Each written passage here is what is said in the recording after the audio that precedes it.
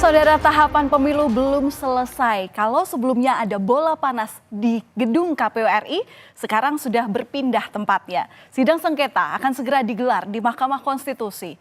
Tak puas dalam proses pemilu memicu gelombang gugatan permohonan perkara perselisihan hasil pemilihan umum atau PHPU. Adalah pasangan Anies Mohaimin dan Ganjar Mahfud yang telah secara resmi mengajukan gugatan. Menduga terjadi banyak kecurangan. Keduanya meminta klarifikasi agar demokrasi berjalan dengan baik. Sebetulnya tudingan seperti apa yang menguatkan gugatan untuk diajukan ke Mahkamah Konstitusi? Saudara, Kamis 21 Maret 2024, Tim Hukum Nasional pasangan Anies Mohaimin mendaftarkan gugatan perselisihan hasil pemilu ke Mahkamah Konstitusi. Ketua Tim Hukum Amin menyebut permohonan gugatan hasil Pilpres ke MK dilengkapi dengan sejumlah bukti dan sejumlah saksi. Dalam permohonannya, Timnas Amin meminta Pilpres 2024 untuk diulang tanpa diikuti calon wakil presiden nomor urut 2 Gibran Rakabuming Raka. Intinya adalah permasalahan pencalonan wakil presiden, calon wakil presiden di 02. Dari awal proses tersebut bermasalah.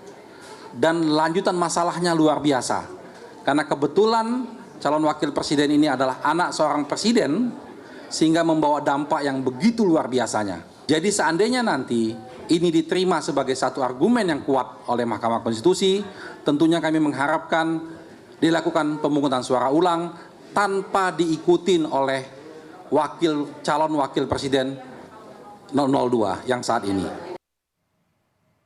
2 hari setelahnya, pada Sabtu 23 Maret 2024, TPN Ganjar Mahfud juga menolak keras hasil Pilpres 2024. TPN Ganjar Mahfud bahkan meminta MK untuk mendiskualifikasi pasangan Prabowo Gibran. Melayangkan gugatan perselisihan hasil pemilihan umum ke Mahkamah Konstitusi, TPN Ganjar Mahfud turut membawa berkas sebanyak 151 halaman. Kami meminta diskualifikasi kepada pasangan paslon 02 yang menurut hemat kami telah didaftarkan dengan melanggar ketentuan hukum dan etika. Dan itu sebetulnya sudah dikonfirmasi oleh MK-MK dan terakhir oleh DKPP. Ada diskualifikasi, kita juga memohon pemungutan suara ulang di seluruh TPS di Indonesia. Jadi bukan di satu tempat atau 2 tempat, tapi di seluruh Indonesia. Menanggapi gugatan kedua pasangan capres ini, Wakil Presiden terpilih Gibran Rakabuming Raka memberikan jawaban yang menohok. Menurutnya, jika pemilu diulang karena jagoannya kalah, maka tak akan pernah selesai pemilu itu. Gibran pun mempersilahkan gugatan agar dilayangkan sesuai dengan prosedur dan mekanisme yang berlaku. Pasalnya, TKN Prabowo Gibran saat ini juga telah menyiapkan pengacara untuk menghadapi sengketa pemilu di Mahkamah Konstitusi.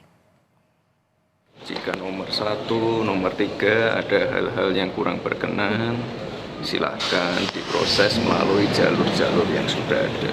Oke. Kalau pemilu diulang tanpa Mas Gibran itu tanggapannya gimana? Misalnya nanti diulang, terus jagoannya kalah, apa minta diulang lagi? Apakah minta diulang sampai menang? Itu. Sekali lagi, kalau ada yang kurang berkenan, silakan melalui jalur-jalur yang sudah ada, kan sudah ada mekanismenya sendiri-sendiri. Calon Presiden Ganjar Pranowo sebelumnya juga angkat bicara terkait permohonan perselisihan hasil pemilihan umum atau PHPU. Gugatan dilayangkan ke Mahkamah Konstitusi untuk mengklarifikasi sejumlah catatan dugaan pelanggaran yang terjadi selama penyelenggaraan pemilu 2024. Mengapa baru sekarang digugat? Karena menurut Ganjar, banyak laporan sudah disampaikan ke Bawaslu namun tak diproses. MK menjadi jalan akhir dalam mengadili dugaan kecurangan pemilu. Namun, apapun keputusan MK nanti, Ganjar mengaku akan legowo. Kurang lebih kita punya 116 kurang lebih laporan ke Bawaslu yang berproses. Tapi ketika kemudian tidak ditindaklanjuti, satu-satunya lembaga yang kita harapkan bisa mengadili dengan fair, ya MK. Jadi bukan kenapa baru sekarang, karena memang waktunya baru boleh sekarang. Tidak ada agenda-agenda lain, kolaborasi-kolaborasi yang terkait dengan agenda tertentu, tidak. Kami hanya ingin mendudukkan saja proses ini dengan baik. Apapun keputusannya, kita akan legowo. Sebagai pihak termohon dalam sejumlah gugatan yang diajukan, Ketua KPU Hashim Asyari menyatakan siap menghadapi sengketa hasil pemilu. Rapat koordinasi anggota divisi hukum pun telah dilakukan bersama dengan semua KPU tingkat kabupaten, kota, provinsi juga.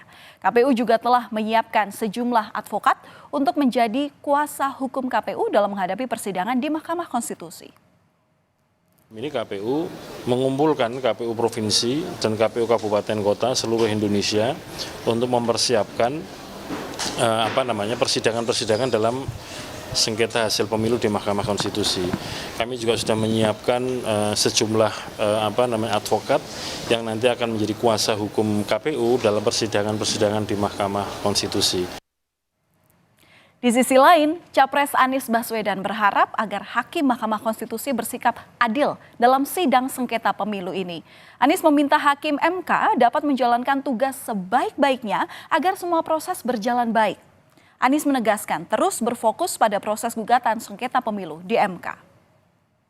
Saat ini sedang konsentrasi di MK, memastikan bahwa proses berjalan dengan baik dan kita mengharapkan para hakim nanti menjalankan tugas dengan adil, dengan tidak bisa imparsial, dan menjunjung tinggi nilai kejujuran kebenaran. Itu aja. Tak ayal kekhawatiran Anies ini berdasar pada pengalaman yang telah terjadi pada proses pencalonan Gibran Rakabuming Raka sebagai cawapres waktu itu. Di mana pada saat itu Hakim Mahkamah Konstitusi Anwar Usman yang juga merupakan paman dari Gibran Rakabuming Raka akhirnya mendapatkan sanksi pelanggaran berat oleh MK karena meloloskan Gibran untuk bisa maju ke Pilpres 2024. Peluang Anwar Usman dalam menangani perkara sengketa pemilu 2024 kali ini bahkan dipertanyakan. Sebagian di antara orang dugaan pelanggaran kode etik. Kalau Anda ingat saudara, pada November 2023 lalu Majelis Kehormatan Mahkamah Konstitusi mencopot Anwar Usman dari posisi Ketua MK. Anwar terbukti melakukan pelanggaran berat dalam putusan MK terkait batas usia calon presiden dan wakil presiden. Dalam sidang putusan MK, Anwar Usman juga dilarang untuk ikut terlibat dalam sengketa pemilu. Selain itu, Anwar Usman juga tidak boleh mencalonkan diri atau dicalonkan sebagai Ketua MK hingga akhir masa jabatannya. Ini putusan itu ditaati ya. Putusan itu ditaati dan saya kira dalam berbagai kesempatan itu sudah disampaikan bahwa Pilpres nanti akan digelar secara pleno oleh seluruh hakim konstitusi kecuali Pak Hakim Anwar Usman. Tak hanya Anwar Usman, saudara, Hakim Konstitusi Arsul Sani dipastikan tidak akan menangani perkara perselisihan hasil pemilihan umum atau sengketa pileg yang terkait dengan Partai Persatuan Pembangunan atau P3. Hak ingkar juga dapat Arsul gunakan dalam penanganan sengketa Pilpres yang diajukan oleh kubu Ganjar Pranowo Mahfud MD. Namun sampai saat ini menurut Ketua MK, Arsul Sani masih ikut dalam penanganan sengketa Pilpres selama belum ada yang keberatan. Sebagai informasi saudara, total ada sekitar 277 permohonan gugatan yang akan dilaksanakan persidangannya secara bergilir di Mahkamah Konstitusi. Gugatan ini sudah masuk dalam daftar sengketa di MK. Dari total permohonan, 2 diantaranya adalah untuk sengketa hasil Pilpres. Selanjutnya ada 263 sengketa hasil Pileg DPR-DPRD yang diajukan. Dan berikutnya ada juga 12 sengketa hasil Pileg DPD yang telah dicatat oleh MK hingga Senin petang. Mahkamah Konstitusi akan menggelar sidang perdana pada hari Rabu 27 Maret 2024. Sidang ini dimulai pada pagi hari untuk mendengarkan permohonan pertama dan dilanjutkan pada siang hari untuk mendengarkan permohonan kedua. Mahkamah Konstitusi pun kini terus mengecek data yang masuk, kelengkapan yang diperiksa antara lain berkas dan alat bukti dari pemohon. Dengan segala bukti kecurangan yang terjadi agar bisa menjadi bahan ketika persidangan ini akan dilangsungkan. Sidang perselisihan hasil pemilu ini merupakan upaya terakhir yang dilakukan ketika peserta pemilu merasa dicurangi atau memiliki bukti kecurangan selama berjalannya pemilu atau masa penghitungan suara. Dan saat ini, saudara, keputusan Mahkamah Konstitusi tentu sangat dinanti untuk menyelesaikan tahapan pemilu 2024. Seperti apa kesaksian dan bukti dugaan kecurangan pemilu ini dibuka, kita nantikan dalam sidang yang akan digelar terbuka oleh Mahkamah Konstitusi.